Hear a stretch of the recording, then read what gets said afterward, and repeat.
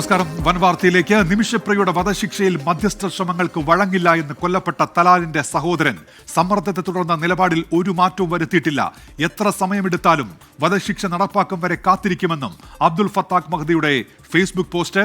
ബൽറാം നെടുങ്ങാടിയുണ്ട് വിവരങ്ങളുമായി ഇപ്പോൾ ഡൽഹിയിൽ നിന്ന്. ബൽറാം, ഈ മധ്യസ്ഥ ചർച്ചകൾ ഒരു ഭാഗത്ത് നടക്കുന്നുണ്ടല്ലോ, അനന്തര നീക്കങ്ങളൊക്കെ നടന്നു വരികയാണല്ലോ, അതിനിടയിലാണല്ലോ ഇപ്പോൾ ഈ പുതിയ ഫേസ്ബുക്ക് പോസ്റ്റ്. എന്താണ് അദ്ദേഹം വ്യക്തമാക്കുന്ന നിലപാട്? വിവരങ്ങൾ ബൽറാം. ഉന്മേഷ്, ഈ മധ്യസ്ഥ ശ്രമങ്ങൾ ഊർജിതമായി തന്നെ പുരോഗമിക്കുകയാണ് നിമിഷപ്രിയയുടെ മോചനത്തിന് വേണ്ടി. അതിനിടെ കഴിഞ്ഞ ദിവസം ഈ തലാൽ അബ്ദു മഹദിയുടെ സഹോദരൻ BBC-ക്ക് നൽകിയ അഭിമുഖത്തിൽ തന്നെ മധ്യസ്ഥ ശ്രമങ്ങൾക്ക് വഴങ്ങില്ല എന്നും നിമിഷപ്രിയയുടെ വധശിക്ഷ നടപ്പാക്കണം എന്നുമുള്ള ആവശ്യം ഉന്നയിച്ചിരുന്നു. എന്നാൽ ഈ വധശിക്ഷ മാറ്റിവെക്കാനുള്ള തീരുമാനം എത്തിയതിനു ശേഷം പിന്നീട് സമൂഹ മാധ്യമത്തിൽ ഫേസ്ബുക്കിൽ പങ്കുവച്ച കുറിപ്പിലും ഈ നിലപാട് ആവർത്തിക്കുകയാണ് തലാലിന്റെ സഹോദരൻ അബ്ദുൽ ഫത്തേ മഹദി. ഈ അനുനയ ശ്രമങ്ങൾ കൊണ്ട് ഫലമില്ല എന്നുള്ളതാണ് അദ്ദേഹം തന്റെ കുറിപ്പിൽ വ്യക്തമാക്കുന്നത്. മധ്യസ്ഥ ശ്രമങ്ങൾക്ക് താൻ വഴങ്ങില്ല, സമ്മർദ്ദം തങ്ങളുടെ നിലപാടിൽ യാതൊരു മാറ്റവും ഉണ്ടാക്കില്ല എന്നും വധശിക്ഷ മാറ്റിവെച്ചത് ദൗർഭാഗ്യകരമാണ് എന്നും നേരത്തെ ഉണ്ടായതിനേക്കാൾ കൂടുതൽ വേദന ഇപ്പോൾ നേരത്തെ നിശ്ചയിച്ച വധശിക്ഷ മാറ്റിവെച്ചതിലൂടെ ഉണ്ടായിരിക്കുന്നു എന്നുമാണ് വൈകാരികമായുള്ള ഈ ഫത്തേ മഹദിയുടെ കുറിപ്പ്. അനുരഞ്ജനത്തിനുള്ള ശ്രമത്തോട് പൂർണ്ണമായും വിസമ്മതിക്കുകയാണ് തങ്ങൾ എന്നും കൂടാതെ എത്ര സമയമെടുത്താലും വധശിക്ഷ നടപ്പാക്കുന്നതുവരെ കാത്തിരിക്കും എന്നുമാണ് അബ്ദുൽ ഫത്തേ മഹദി തന്റെ ഫേസ്ബുക്കിൽ കുറിച്ചിരിക്കുന്നത്. ഏറെ വൈകാരികമായി തന്നെയാണ് ഈ ഒരു ഫേസ്ബുക്ക് കുറിപ്പ്. നേരത്തെ BBC-ക്ക് നൽകിയ അഭിമുഖത്തിലും ഈ മൃതദേഹത്തെ കാണിച്ച അനാദരവും അടക്കമുള്ള കാര്യങ്ങൾ അദ്ദേഹം എടുത്തു പറഞ്ഞിരുന്നു.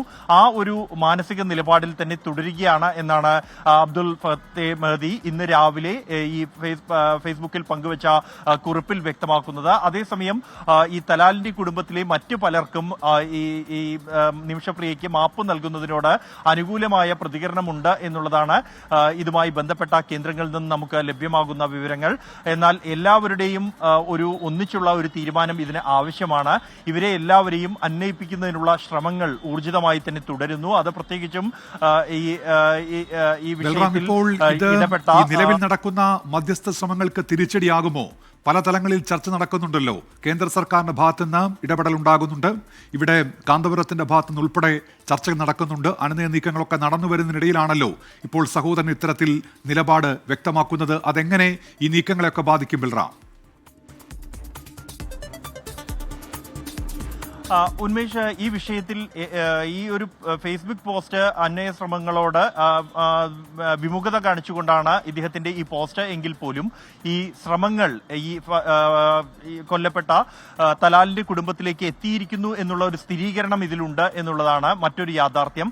അതേസമയം നേരത്തെ തന്നെ തലാലിന്റെ കുടുംബത്തിലെ പലരും അനുകൂലമായ ഒരു പ്രതികരണം നടത്തിയപ്പോഴും ഈ അബ്ദുൽ ഫത്തേ മഹദി അടക്കമുള്ള ചിലർ ഇതിനോട് താല്പര്യം പ്രകടിപ്പിക്കാത്ത ഒരു നിലപാടാണ് സ്വീകരിച്ചിരിക്കുന്നത്. ആ നിലപാടിൽ അവർ തുടരുന്നു എന്നാണ് ഈ ഫേസ്ബുക്ക് കുറിപ്പും വ്യക്തമാക്കുന്നത്. അതേസമയം ഈ വിഷയത്തിൽ ഇപ്പോഴും ചർച്ചകൾ തുടരുകയാണ്. പ്രധാനമായും കഴിഞ്ഞ ദിവസങ്ങളിൽ പ്രത്യേകിച്ച് ഈ വിഭാഗത്തെ, ഗോത്ര വിഭാഗത്തെ അടക്കം സ്വാധീനിക്കാൻ കഴിയുന്ന മത നേതാക്കൾ ഉൾപ്പെടെ, പുരോഹിതർ ഉൾപ്പെടെ ഇടപെട്ട് നടത്തിയ ചർച്ചകൾ അത് വലിയൊരു പരിധിവരെ ഫലം കണ്ടിട്ടുണ്ട്. അത് പ്രത്യേകിച്ച് ഈ യമനിലെ ഭരണകൂടവുമായി ബന്ധപ്പെട്ട ആളുകൾ, നേതാക്കൾ അടക്കമുള്ളവരെ ഉൾപ്പെടുത്തിക്കൊണ്ടുള്ള ചർച്ചകളാണ്.